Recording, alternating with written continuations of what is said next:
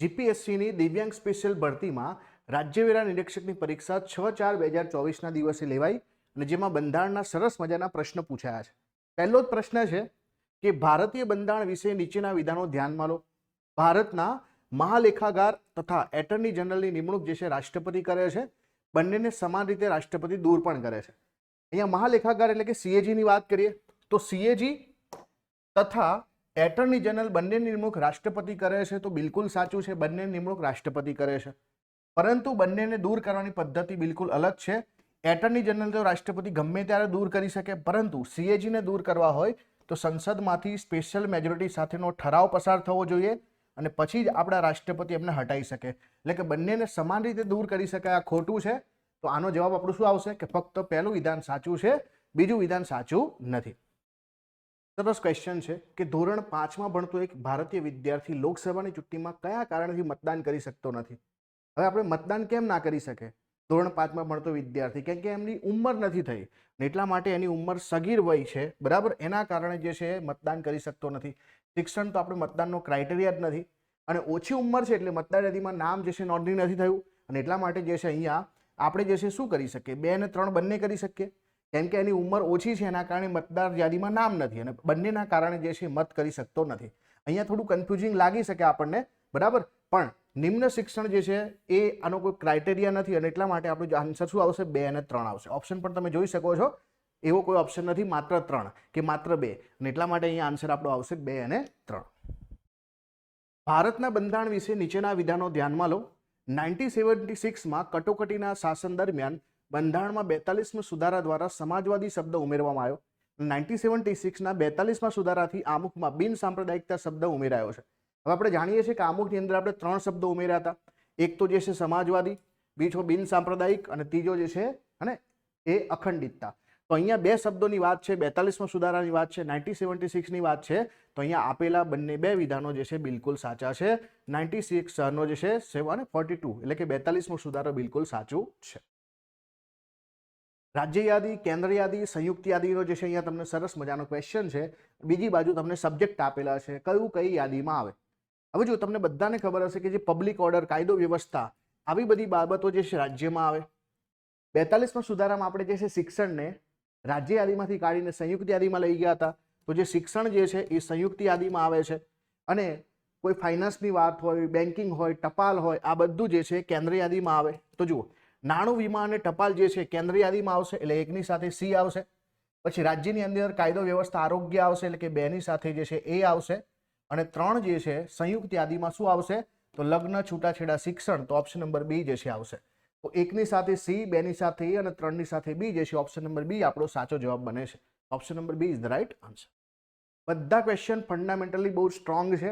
તમને જો વાંચો તમે સરસ મજાથી તો આવડી જ જાય કે ભારતના બંધારણમાં સંયુક્ત યાદીના વિષયો અંગે કેન્દ્ર રાજ્યની સત્તા વિશે તમને અહીંયા વિધાન આપેલા છે. પહેલું વિધાન તો છે કે સંયુક્ત યાદીના વિષયો પર કાયદો ઘડવાની સત્તા કેન્દ્ર અને રાજ્ય બંને પાસે છે. તો બિલકુલ સાચું છે. સંયુક્ત યાદીમાં કેન્દ્ર પણ કાયદો ઘડી શકે, રાજ્ય પણ કાયદો બનાવી શકે. બીજું લખ્યું છે કે જ્યારે આ વિષયો અંગે કેન્દ્ર અને રાજ્યના કાયદા વચ્ચે કોઈ વિવાદ ઉભો થાય તો આપણે જાણીએ છીએ કે સૌથી જો યાદીની વાત કરીએ તો યાદી સૌથી પહેલી યુનિયન લિસ્ટ આવે, પછી કન્કરન્ટ લિસ્ટ આવે અને પછી સ્ટેટ લિસ્ટ આવે. અને આમાં પણ જે છે કેન્દ્રએ બનાવેલો કાયદો રાજ્ય કરતાં વધુ જે છે ભારે ગણાય અને એટલા માટે જે છે કોઈ વિવાદ ઉભો થાય તો કેન્દ્રનો કાયદો ચડિયાતો રહેશે અને સર્વોપરી પણ ગણાશે. તો બિલકુલ સાચું છે. એટલે કે પહેલું અને બીજું જે છે બંને સાચું. Option number she is the right answer. Option number C સાચો જવાબ છે. શેષ સત્તા સરસ મજાનો ટોપિક છે. શેષ સત્તા જેને આપણે રેઝિડ્યુઅલ પાવર કહીએ છીએ. તો પહેલું તો છે કેન્દ્ર રાજ્ય વચ્ચે સંયુક્ત વિષયના વિવાદમાં નિર્ણય કરવાની સત્તાને શેષ સત્તા કહેવાય. ના, શેષ સત્તા કોને કહેવાય? કે આપણી પાસે 7મી અનુસૂચિમાં 3 યાદી છે.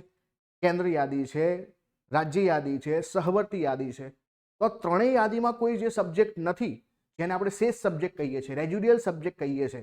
તો રેઝિડ્યુઅલ સબ્જેક્ટ ઉપર કાયદો બનાવવાની સત્તા આપણા કેન્દ્ર પાસે છે, સંસદ પાસે છે, જેને આપણે રેઝિડ્યુઅલ પાવર કહીએ છીએ. તો પહેલું વિધાન ખોટું છે કે બંને વચ્ચે જે છે વિવાદ થાય ત્યારે જે છે રેઝિડ્યુઅલ પાવર આવતો નથી અને શેષ સત્તામાં કોઈ પણ કાયદો ઘડવો હોય તો એની સત્તા આપણી કોની પાસે છે? કેન્દ્ર સરકાર એટલે કે સંસદ પાસે છે. બિલકુલ સાચું છે. બીજું વિધાન સાચું છે, પહેલું ખોટું છે. તો ફક્ત 2 આવશે. આવો એક કાયદો હું તમને બતાવું કે 2005ની અંદર ડિઝાસ્ટર મેનેજમેન્ટ એક્ટ જે આપણે બનાવ્યો છે આ શેષ સત્તાના આધાર પર કેન્દ્ર સરકારે એટલે કે આપણી સંસદે બનાવ્યો છે. તો ઓપ્શન નંબર બી જે છે અહીંયા સાચો જવાબ બનશે. આ ક્વેશ્ચન જુઓ કે સંસદ વિશે તમને અહીંયા બે વાક્ય આપેલા છે. લોકસભા એ કાયમી ગૃહ નથી એટલે તેનો સભ્ય 5 વર્ષ સુધી સામાન્યતઃ સભ્યપદ પર રહે છે. તો લોકસભા કાયમી ગૃહ નથી અને એનો સભ્ય 5 વર્ષ માટે સામાન્ય રીતે જે છે સભ્યપદ પર રહે છે. બિલકુલ સાચું છે. રાજ્યસભા એ કાયમી ગૃહ છે. કાયમી ગૃહ તો છે, પરંતુ એનો સભ્ય કાયમ માટે સભ્યપદ ધરાવે છે ના ભાઈ. રાજ્યસભાનો સભ્ય જે 6 વર્ષ માટે પોતાનો કાર્યકાળ ધરાવે. દર 2 વર્ષે ત્રીજા ભાગના સભ્યો રિટાયર થાય, ત્રીજા ભાગના સભ્યો ઉમેરાય. એટલે કે ગૃહ તો કાયમી છે, પરંતુ એનો સભ્ય જે છે કાયમી પદ ધરાવતો નથી. એટલે આ ખોટું છે. કાયમી પદ ધરાવે છે, ખોટું છે. તો કયું વિધાન સાચું છે ભાઈ? તો પહેલું વિધાન સાચું છે, બીજું ખોટું છે. તો આપણો જવાબ જે છે ઓપ્શન નંબર એ આવશે, ફક્ત 1. ક્લિયર છે? ફક્ત 1 આપણો સાચો જવાબ છે. નિવારક અટકાયત વિશે સરસ મજાનો ક્વેશ્ચન છે કે નિવારક અટકાયત ધારા હેઠળ કોઈ ગુનો કર્યા સિવાય પણ કોઈ વ્યક્તિની ધરપકડ થઈ શકે. હા, એને તો આપણે પ્રિવેન્શન ડિટેન્શન કહીએ છીએ કે કોઈ ઘટના બનવાની છે અને એ ઘટના પાછળ જે છે કોઈ વ્યક્તિનો હાથ હોઈ શકે એવી બાબતના આધાર પર, અંદાજાથી અથવા તો જે છે એવી આકાંક્ષાના આધાર પર કોઈ વ્યક્તિની આપણે ધરપકડ કરી શકીએ, તો એ સાચું છે. અને જનરલી નિવારક અટકાયતના ધારા હેઠળના હુકમને કોઈ રદ કરી શકતું નથી, એ પણ સાચું છે. હા, એની અંદર શરતો પણ છે, પરંતુ નોર્મલી જે છે કોઈ પ્રિવેન્શન ડિટેન્શન થાય તો એનો જે છે હુકમ રદ થતો નથી અને કોઈ પણ વ્યક્તિની ડાયરેક્ટલી ધરપકડ થઈ શકે છે. અને ત્યાર પછી અને ડિટેન્શન વધારે લંબાવવું હોય ત્યારે હાઈકોર્ટની બેચ બેસાડવી પડે. તો અહીંયા જુઓ, પહેલું અને બીજું બંને સાચું છે. વાણી અભિવ્યક્તિનો સરસ મજાનો જે છે ક્વેશ્ચન છે કે વાણી અભિવ્યક્તિના સ્વતંત્રતા હક વિશે તમને અહીંયા વાક્યો આપેલા છે. લેખિત, મૌખિક કે આંગિક અભિનય થકી આ હક તમે ભોગવી શકો છો.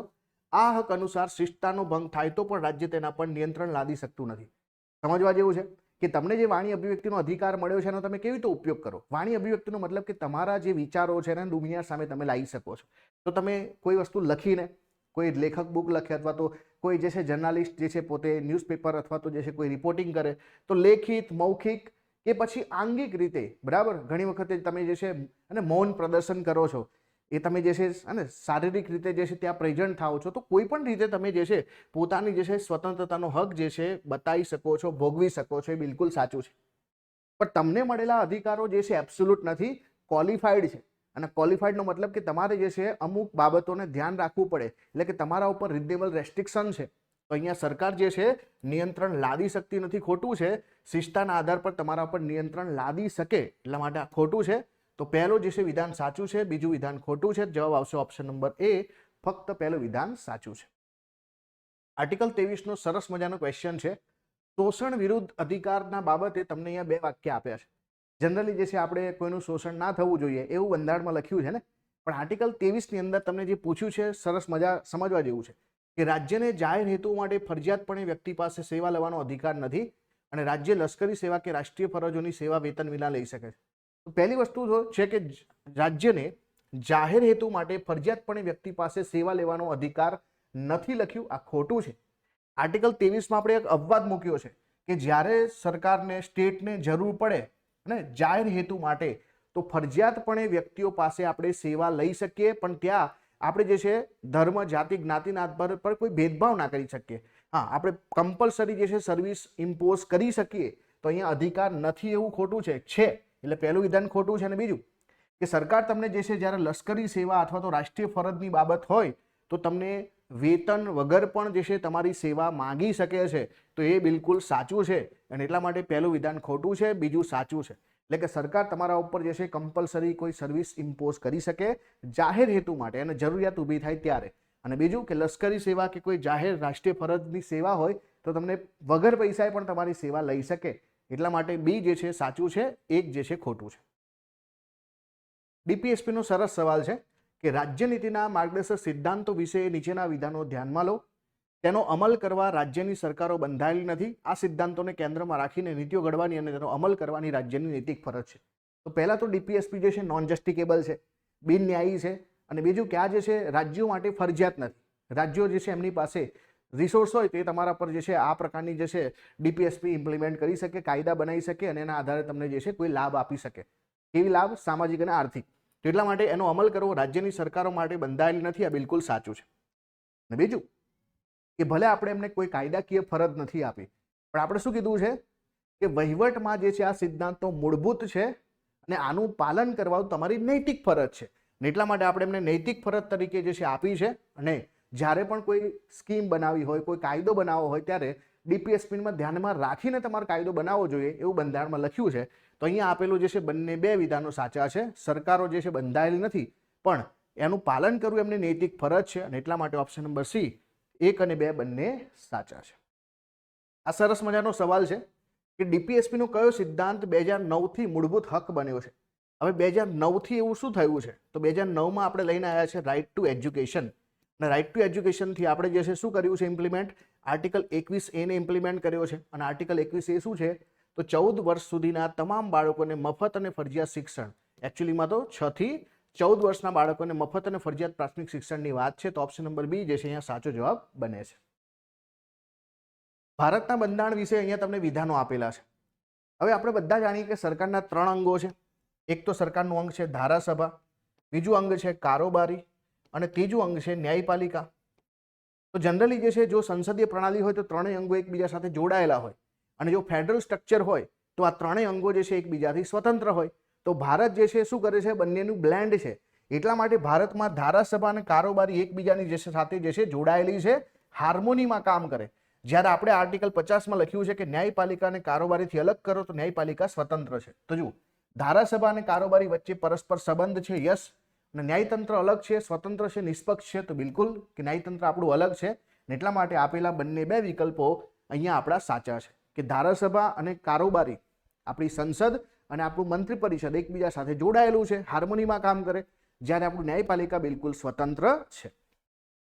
મારા એક એક શબ્દ તમને યાદ આવતા હશે પ્રશ્ન જોઈને કે સંસદે ઘડેલા કાયદાઓને અદાલતમાં પડકારી શકાય. ઓબ્વિયસલી છે કે સંસદ જે છે આડેધડ કાયદા કરે તો આવી પરિસ્થિતિમાં બંધારણના ઉલ્લંઘન બદલ અથવા મૂળભૂત અધિકારના ઉલ્લંઘન બદલ ગમે ત્યારે આપણે જે છે કાયદાઓને અદાલતમાં પડકારી શકીએ છીએ.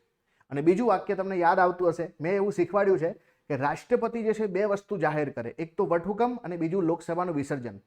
વટહુકમને ગમે તેટલી વખતે જે છે પાછો ખેંચી શકાય, પરંતુ એક વખત લોકસભાનું વિસર્જન થાય તો પાછું ખેંચી શકાતું નથી. અને બીજું કે ભારતમાં લોકસભાના વિસર્જનને તમે કોઈ જગ્યાએ પડકારી શકો નહીં. એટલા માટે રાષ્ટ્રપતિએ જ્યારે લોકસભાનું વિસર્જન કર્યું હોય તો એ પગલાને આપણે અદાલતમાં પડકારી શકાય છે. આ ખોટું છે, આપણે પડકારી શકતા નથી. અને એટલા માટે પહેલું વિધાન સાચું છે, બીજું ખોટું છે. થોડા સમય પહેલા પાકિસ્તાનમાં આવું થયું હતું, તો પાકિસ્તાનમાં અદાલતમાં પડકારવામાં આવ્યું અને ત્યાં જે છે આખી જે પાર્લામેન્ટનું જે વિસર્જન થયું હતું એને રિવર્સ કરવામાં આવ્યું છે. પણ ભારતમાં શક્ય નથી, ભારતમાં આપણે કોર્ટમાં પડકારી શકતા નથી. તો અહીંયા ફક્ત જે છે પહેલું વિધાન સાચું છે, બીજું વિધાન અહીંયા ખોટું છે. રાજ્યસભાના સભ્ય વિશે તમને અહીંયા વિધાન આપ્યા છે કે જો કોઈ મંત્રી રાજ્યસભાનો સભ્ય હોય તો તે લોકસભામાં સંબોધન કરી શકતો નથી, અને જો કોઈ મંત્રી રાજ્યસભાનો સભ્ય હોય તો તે લોકસભામાં મતદાન સમયે મતદાન કરી શકતો નથી. હવે અહીંયા બહુ ઇન્ટરેસ્ટિંગ બાબત છે કે આપણને જે છે ભારત દેશની અંદર મંત્રીઓને મળ્યા છે વિશેષ અધિકાર, અને આ વિશેષ અધિકારના ભાગરૂપે એ કોઈ પણ ગૃહના સભ્ય હોય એ બંને ગૃહની અંદર જે છે બેસી શકે, બોલી શકે અને સાથે સાથે સંબોધન પણ કરી શકે, પ્રોસિડિંગમાં ભાગ પણ લઈ શકે. પણ જે ગૃહના સભ્ય નથી, બરાબર, એ ગૃહમાં મતદાન ના કરી શકે. તો જુઓ, કોઈ વ્યક્તિ જે છે મંત્રી રાજ્યસભાનો સભ્ય હોય તો તે લોકસભામાં સંબોધન કરી શકતો નથી. આ ખોટું છે. સંબોધન કરી શકે છે ભાઈ, અને મંત્રી તરીકે એનો અધિકાર છે. અને બીજું કે જો કોઈ મંત્રી રાજ્યસભાનો સભ્ય હોય તો તે લોકસભામાં મતદાન સમયે મતદાન કરી શકતો નથી. તો આ બિલકુલ સાચું છે, કેમ કે જે છે રાજ્યસભાનો સભ્ય છે તો લોકસભાનો સભ્ય નથી, તો મતદાન કરવા માટે ગૃહના સભ્ય હોવું ફરજિયાત છે. તો અહીંયા લોકસભામાં મતદાન સમયે મતદાન કરી શકતો નથી. આ બિલકુલ સાચું છે. એટલે આપણો જવાબ આવશે ફક્ત 2. પહેલું વિધાન ખોટું છે, બીજું વિધાન સાચું છે. સંસદની કાર્યસાધક સંખ્યા, જેને આપણે કોરમ કહીએ છીએ, તો કોરમ વિશે તમને પ્રશ્ન પૂછ્યો છે કે લોકસભાના ગૃહનું કામ હાથ ધરવા અને ચાલુ રાખવા માટે 55 સભ્યોની હાજરી જરૂરી ગણાય. રાજ્યસભામાં ગૃહનું કામ ધરવા અને ચાલુ રાખવા 25 સભ્યોની હાજરી જરૂર ગણાય. હવે આપણને ખબર છે કોરમ જે છે એ ગૃહની 10% હોય. લોકસભામાં હાલમાં જે છે 545 જે છે સંખ્યા છે. તો આપણે અહીંયા જે છે 10% કાઢીએ તો 54.5. હવે અડધો માણસ તો મળે નહીં, એટલે આપણે જે છે 55 સભ્યો તો જોઈએ. તો આ બિલકુલ સાચું છે કે 55 સભ્યોની હાજરી જોઈએ. રાજ્યસભાની વાત કરીએ તો 245 બેઠકો, તો આમાં 24.5, અહીંયા અડધો નહીં મળે, તો આપણે અહીંયા 25 લોકો જોઈશે. તો અહીંયા 25 સભ્યોની હાજરી જે છે જરૂરી છે. તો પહેલું અને બીજું અહીંયા આપેલા બંને બે વિધાનો સાચા છે. 10% કોરમ છે એટલા માટે. સરસ ક્વેશ્ચન છે કે ભારતની સંસદના સભ્યપદ વિશે નીચેના વિધાનો ધ્યાનમાં લો. લોકસભાનો સભ્ય એક સાથે 2 ગૃહ, લોકસભા અને રાજ્યસભાનો સભ્ય રહી શકે. આપણે જાણીએ છીએ ને આ બધી ગેરલાયકાતમાં આવે. ડ્યુઅલ મેમ્બરશિપ ભારતમાં પોસિબલ નથી. તો તમે જો લોકસભાના સભ્ય છે તો લોકસભાના જ, રાજ્યના છો તો રાજ્યના જ, એટલા માટે એક સાથે તમે બે ગૃહના સભ્ય રહી શકો છો. આ બિલકુલ ખોટું છે. એટલે પહેલું વાક્ય તો ખોટું છે. રાજ્યસભાનો સભ્ય એક સાથે બે ગૃહ જે છે એનો સભ્ય રહી શકતો નથી, તો કોઈ પણ ગૃહનો નથી રહી શકતો, તો આ તો સાચું જ છે. એટલા માટે રાજ્યસભાનો સભ્ય એક સાથે બે ગૃહનો સભ્ય રહી શકતો નથી. તો પહેલું વિધાન ખોટું છે, બીજું વિધાન સાચું છે. હવે ઘણા લોકો આનો ઊંધો મિનિંગ કાઢે કે રાજ્યસભાનો રહી શકતો નથી, લોકસભાનો રહેતો હશે. ના, કોઈ પણ ગૃહનો રહેતો નથી. પણ આ વાક્ય તો સાચું છે ને કે રાજ્યસભાનો સભ્ય એક સાથે બે ગૃહનો સભ્ય રહી શકતો નથી. એટલા માટે ફક્ત બે જે છે અહીંયા સાચું છે. ભારતીય સંસદ વિશે નીચેના વિધાનો ધ્યાનમાં લો. સંસદના બંને ગૃહની કાર્યવાહી અંગ્રેજી કે હિન્દીમાં થઈ શકે છે. તો નોર્મલી આપણી જે ઓફિશિયલ લેંગ્વેજ જે છે, એટલે કે જેને આપણે કહીએ છીએ ને કામ કરવાની ભાષા, એ અંગ્રેજી અને હિન્દી છે. અધ્યક્ષ કોઈ સભ્યને માતૃભાષામાં સંબોધવાની પરવાનગી આપે. માનો કે કોઈ સભ્યએ જે છે પોતાની માતૃભાષામાં સંબોધન કરવું હોય તો એ વખતે જે છે અધ્યક્ષ પાસે પરમિશન લેવી પડે. અધ્યક્ષ પરમિશન આપે તો તમે એ પણ કરી શકો છો. તો અહીંયા જે છે અંગ્રેજી હિન્દીમાં થઈ શકે અને પરવાનગી આપે, બંને બે વાક્ય સાચા છે. તો ઓપ્શન નંબર સી, બંને વાક્યો સાચા છે. આ બધા ટોપિક મેં કરાયા છે કે ભારતની સંસદની કાર્યવાહીમાં અધ્યક્ષ અને ઉપાધ્યક્ષ ગેરહાજર હોય તો શું થાય. તો ગૃહની કાર્યવાહી સ્થગિત કરવામાં આવે છે. સંસદીય બાબતના કેબિનેટ કક્ષાના મંત્રી ગૃહનું કામકાજ સંભાળે છે. સંસદીય બાબતના રાજ્ય કક્ષાના મંત્રી ગૃહનું કાર્યકાળ સંભાળે છે. સ્પીકર પેનલના સભ્યો પૈકી કોઈ ગૃહનું કામકાજ સંભાળે છે. હવે આપણને ખબર છે કે બે સિચ્યુએશન બની શકે. જો સ્પીકર ના હોય તો ડેપ્યુટી સ્પીકર, અને સ્પીકર ડેપ્યુટી સ્પીકર બંને ગેરહાજર હોય તો આપણે ઓલરેડી જે છે બરાબર પેનલ ઓફ ચેરપર્સન બનાવેલી હોય. આ પેનલ ઓફ ચેરપર્સનમાંથી કોઈ એક સભ્ય જે છે ગૃહની કાર્યવાહી હાથ ધરશે. પણ સ્પીકર જે છે એમનું પદ ખાલી હોય તો ડેપ્યુટી સ્પીકર, અને સ્પીકર અને ડેપ્યુટી સ્પીકર બંનેનું પદ ખાલી હોય તો આ જે છે પેનલ ઓફ ચેરપર્સન નહીં આવે. ત્યાં રાષ્ટ્રપતિ કોઈ ગૃહમાંથી એક વ્યક્તિની પસંદગી કરશે અને વ્યક્તિ જે છે ગૃહની કાર્યવાહીને સંભાળશે. તો અહીંયા તો શું લખ્યું છે? ગેરહાજર છે. તો ગેરહાજરમાં પહેલી કન્ડિશન આવશે અને આમાં જે છે સ્પીકર પેનલના સભ્ય પૈકી કોઈ એક જે છે ગૃહનું કામકાજ સંભાળશે. પેનલ ઓફ ચેરપર્સન જે છે લોકસભાની અંદર હોય, 10 સભ્યો હોય, અને પેનલ ઓફ વાઇસ ચેરપર્સન જે છે એ રાજ્યસભામાં હોય, એમાં પણ 10 સભ્યો હોય. અને એની નિમણૂક કોણ કરે છે? આપણા સ્પીકર કરતા હોય છે. તો ક્લિયર છે? ઓપ્શન નંબર ડી અહીંયા સાચો જવાબ બને. જો કોઈ લોકસભાનો સભ્ય અધ્યક્ષની પરવાનગી વગર સતત 60 દિવસ સુધી ગેરહાજર રહે તો શું થાય? હવે આપણ જે છે આપણને ખબર છે કે ડિસ્ક્વોલિફિકેશન માટેનો એક જે છે પેરામીટર છે કે જ્યારે કોઈ વ્યક્તિ એ લોકસભાનો હોય કે રાજ્યસભાનો હોય, ગૃહની અંદર અધ્યક્ષની પરવાનગી વગર અને રજા લીધા વગર 60 દિવસ સુધી સતત ગેરહાજર રહે તો એની બેઠક જે છે ખાલી થયેલી ગણાશે. તો ઓપ્શન નંબર એ જે છે બિલકુલ સાચું છે. ક્વેશ્ચન છે કે વિધાનસભા અને વિધાન પરિષદ વિશે નીચેના વિધાનો ધ્યાનમાં લો. વિધાનસભાના સભ્ય બનવા માટે 25 વર્ષ કે તેથી વધુ વય જરૂરી છે અને વિધાન પરિષદના સભ્ય બનવા માટે 30 વર્ષ જરૂરી છે. તો બંને વાક્યો બિલકુલ સાચા છે. હું તમને આવી રીતે શીખવું છું કે ભાઈ વોટિંગની એજ જે છે આપણા દેશમાં 18 છે. પહેલા 21 હતી ને, હવે આપણે 18 કરી દીધી છે. પછી જે છે તમારે જેટલી પણ લોકલ બોડી છે, એટલે કે પંચાયત હોય, તાલુકા પંચાયત હોય, જિલ્લા પંચાયત હોય, નગરપાલિકા હોય, મહાનગરપાલિકા હોય, એટલે કે તમારે જે છે મેયર બનવું છે, સરપંચ બનવું છે, ડેલિગેટ બનવું છે, તાલુકા પ્રમુખ, જિલ્લા પ્રમુખ, બધા માટે ઉંમર જે છે તમારી કેટલી આવશે? 21 આવશે. પછી તમારે જે છે એમપી બનવું છે, એમએલએ બનવું છે, એટલે કે વિધાનસભાના સભ્ય બનવું છે, વિધાનસભાના સભ્ય બનવું છે, અથવા તો લોકસભાના સભ્ય બનવું છે. આમાંથી તમે પીએમ પણ બની શકો, સીએમ પણ બની શકો, તમે મંત્રી પણ બની શકો. તમારી ઉંમર 25 જોઈશે. હવે તમારે જે છે વિધાન પરિષદના સભ્ય બનવું છે, રાજ્યસભાના સભ્ય બનવું છે, તો ઉંમર તમારી 30 જોઈશે. અને રાષ્ટ્રપતિ, ઉપરાષ્ટ્રપતિ કે ગવર્નર બનવું હોય તમારી ઉંમર જે છે 35 વર્ષની જોઈએ. તો એટલા માટે અહીંયા તમને શું પૂછ્યું? વિધાનસભાના સભ્ય તો 25, વિધાન પરિષદના સભ્ય તો 30. તો આપેલા બંને વાક્યો બિલકુલ સાચા છે. ભારતના બંધારણ વિશે તમને અહીંયા વાક્યો આપેલા છે કે બંધારણની 8મી અનુસૂચિમાં દેશની વિવિધ ભાષાઓનો સમાવેશ થયેલો છે. તો આપણે જાણીએ છીએ કે 8મી અનુસૂચિમાં જે છે આપણા દેશની ટોટલ 22 ભાષાઓનો સમાવેશ છે. તો એ બિલકુલ સાચું છે. અને મૂળ બંધારણમાં કુલ 8 અનુસૂચિ હતી. તો હા, પહેલા આપણી પાસે 8 અનુસૂચિ હતી. પહેલો બંધારણીય સુધારો કરીને 9મી અનુસૂચિ એડ કરી, 52માં સુધારાની અંદર 10મી એડ કરી, 73 અને 74માં સુધારો કરીને આપણે 11 અને 12. તો ટોટલ અત્યારે આપણી પાસે 12 અનુસૂચિ છે. મૂળ બંધારણમાં 8 હતી. તો અહીંયા આપેલા બંને વાક્યો બિલકુલ સાચા છે. ઓપ્શન નંબર સી સાચો જવાબ. બંધારણ વિશે તમને અહીંયા વાક્યો આપેલા છે કે મૂળ બંધારણમાં મિલકતનો અધિકાર મૂળભૂત અધિકાર હતો. તો હા, બિલકુલ મૂળભૂત અધિકાર હતો. પ્રથમ બંધારણીય સુધારાથી જ મિલકતના અધિકારમાં કાપ મૂકવામાં આવ્યો હતો. તો ધ્યાન આપજો અહીંયા ખાસ કે તમને એવું કીધું છે કે મિલકતનો અધિકાર મૂળભૂત અધિકાર હતો. તો એ બિલકુલ સાચું છે. અને પહેલા બંધારણીય સુધારાથી જ મિલકતના અધિકારમાં કાપ મૂકવામાં આવ્યો હતો. કાપનો મતલબ એવું નથી કીધું કે રદ કર્યો છે, પણ આપણે જાણીએ છીએ કે મિલકતના અધિકારની સામે આપણે પહેલો બંધારણીય સુધારો કર્યો અને ત્યાં આર્ટિકલ જે છે 31A અને 31B એડ કરીને આપણા મૂળભૂત અધિકારો ઉપર ક્યાંક ને ક્યાંક આ મિલકતના અધિકાર ઉપર આપણે જે છે થોડી ઘણી રોક લગાવી હતી. રદ ક્યારે કર્યો છે? રદ કર્યો છે 44માં સુધારા 1978 ની અંદર.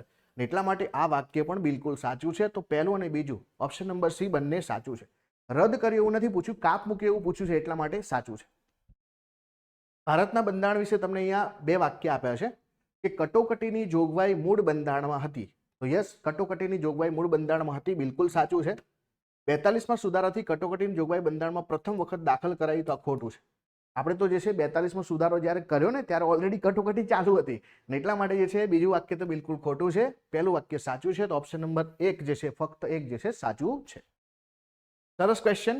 ઉપરાષ્ટ્રપતિનો ક્વેશ્ચન છે કે તેઓ રાજ્યસભાના સભ્ય હોય છે. આપણે જાણીએ છીએ કે આપણા દેશમાં ઉપરાષ્ટ્રપતિ હોદ્દાની રૂએ રાજ્યસભાના જે છે સભાપતિ હોય છે, ચેરમેન હોય છે, એક્સ ઓફિસિયો, પરંતુ તેઓ જે છે રાજ્યસભાના સભ્ય હોતા નથી. રાજ્યસભાના સભ્ય હોય છે, ખોટું છે. બીજું કે જ્યારે પણ રાષ્ટ્રપતિની જગ્યા ખાલી પડે તો વધુમાં વધુ જે છે કેટલા મહિના માટે? 6 મહિના માટે આપણા જે છે ઉપરાષ્ટ્રપતિ જે છે રાષ્ટ્રપતિની હોદ્દાની જવાબદારી સંભાળે છે. તો એટલા માટે આ વધુમાં વધુ 3 મહિના જે છે ખોટું છે, વધુમાં વધુ 6 મહિના આવે. તો અહીંયા આપેલા બંને બે વિધાનો ખોટા છે, એટલે કે બંનેમાંથી એક પણ વિધાન સાચું નથી. Option number D is the right answer. ભારતના બંધારણ વિશે પહેલું વિધાન છે કે વડાપ્રધાન જેની ભલામણ કરે તેને જ રાષ્ટ્રપતિ પ્રધાન તરીકે નિયુક્ત કરે છે. તો રાષ્ટ્રપતિ સૌથી પહેલા તો વડાપ્રધાનની નિમણૂક કરે અને પછી વડાપ્રધાનના ખિસ્સામાંથી જે ચિઠ્ઠી નીકળે એના આધાર પર વડાપ્રધાન જેને કહેશે એને જે છે આપણા રાષ્ટ્રપતિ શું કરશે? પ્રધાન બનાવશે, મંત્રી બનાવશે. પ્રધાનોના ખાતા બદલવા માટે રાષ્ટ્રપતિને વડાપ્રધાનની ભલામણની આવશ્યકતા નથી, ખોટું છે. રાષ્ટ્રપતિ બધું જ કામ જે છે વડાપ્રધાનને પૂછીને જ કરે છે, એટલે આ જે છે આવશ્યકતા નથી, ખોટું છે. આવશ્યકતા છે બિલકુલ. એટલે પહેલું વિધાન તો અહીંયા જે છે સાચું છે, પરંતુ બીજું વિધાન જે છે અહીંયા ખોટું છે. તો અહીંયા આન્સર શું આવશે? ઓપ્શન નંબર એ જે છે આપણો સાચો જવાબ બને છે.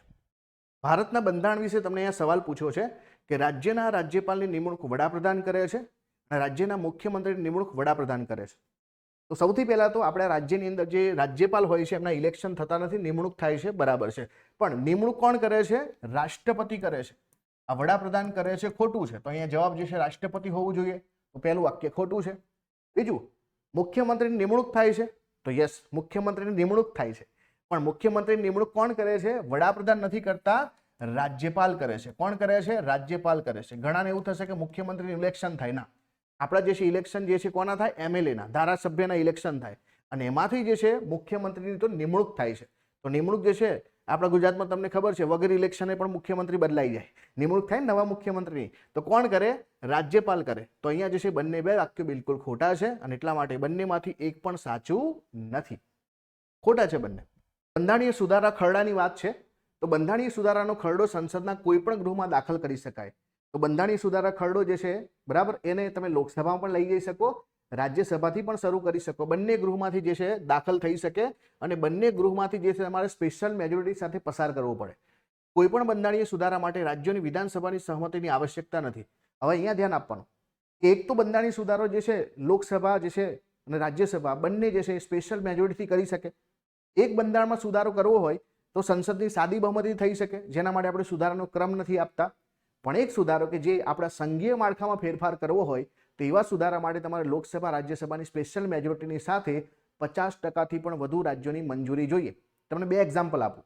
એક, તમારે માનો કે રાષ્ટ્રપતિના ઇલેક્શનની પદ્ધતિ બદલવી હોય અથવા રાજ્યસભાની અંદર જે છે રાજ્યોની જે બેઠકોની સંખ્યા બદલવી હોય તો તમારે આના માટે અથવા 7મી અનુસૂચિમાં ફેરફાર કરવા હોય તો આના માટે તમારે 50%થી વધુ રાજ્યોની મંજૂરી જોઈએ. જેમ કે આપણે જીએસટીનો કાયદો લાયા તો એમાં 50%થી વધુ રાજ્યોની મંજૂરી જોઈએ. તો આવશ્યકતા નથી, એ ખોટું છે. એટલા માટે આપણે ફક્ત પહેલું વિધાન સાચું છે. તો ફક્ત એક જે છે આપણો સાચો જવાબ બને છે.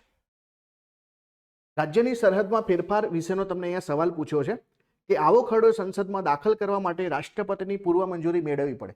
હવે જો સંસદ રાજ્યની સરહદમાં ફેરફાર કરો એટલે કે આર્ટિકલ 3 મુજબનો તમારે ખરડો લાવવો પડે અને આર્ટિકલ 3 મુજબનું કોઈ પણ તમારે બિલ લાવવું હોય તો રાષ્ટ્રપતિની પૂર્વ મંજૂરી મેળવવી ફરજિયાત છે. તો આ સાચું છે.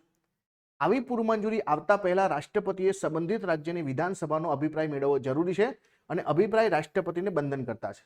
પહેલી વાત તો રાષ્ટ્રપતિ પાસે તમે આવું બિલ મોકલો તો રાષ્ટ્રપતિની એક ફરજ બને કે સંબંધિત રાજ્યને એની જાણ કરે અને આ સંબંધિત રાજ્યની જે વિધાનસભા છે, ધારાસભા છે, એનો અભિપ્રાય રાષ્ટ્રપતિ માટે કે સંસદ માટે બંધન કરતા હોતો નથી. અને એટલા માટે મારી ભાષામાં એને હું શું કહું છું, મું દેખાઈ કરવાની. કે રાષ્ટ્રપતિ જે એવું કહી શકે અમારી પાસે આવું બિલ આવ્યું છે, જોઈ લો, તમારો અભિપ્રાય જે છે અમારા માટે બંધન કરતા છે નહીં. તો રાષ્ટ્રપતિ માટે બંધન કરતા છે બિલકુલ ખોટું છે. તો અહીંયા ફક્ત ને ફક્ત પહેલું વિધાન સાચું આવશે. ક્લિયર છે? પહેલું વિધાન સાચું આવશે. રાજ્ય જાહેર સેવા આયોગ વિશે તમને અહીંયા વાક્યો આપેલા છે. રાજ્ય જાહેર સેવા આયોગમાં કેટલા સભ્યો રાખવા તેની સંખ્યા બંધારણે નક્કી નથી કરી. તો બિલકુલ સાચું, બંધારણે નક્કી નથી કરી. રાજ્ય જાહેર સેવા આયોગના સભ્યની નિમણૂક રાજ્યપાલ દ્વારા કરવામાં આવે છે, પરંતુ રાજ્યપાલ તેમને દૂર કરી શકતા નથી. જો સ્ટેટ પબ્લિક સર્વિસ કમિશનના સભ્ય અને અધ્યક્ષની નિમણૂક રાજ્યપાલ કરે, પણ એમને દૂર કરવા હોય તો દૂર કરી શકતા નથી. આ બિલકુલ સાચું છે. એમને દૂર કોણ કરશે? એમને દૂર કરવાની જવાબદારી જે છે રાષ્ટ્રપતિના માથે છે. તો રાષ્ટ્રપતિ જ એમને દૂર કરી શકે. હા, આપણે રાજીનામું આપવું હોય તો રાજ્યપાલને આપી શકે, પરંતુ દૂર નથી કરી શકતા રાજ્યપાલ. તો અહીંયા જે છે પહેલું અને બીજું બંને વિધાનો જે છે બિલકુલ સાચા છે. Option number she is the right answer.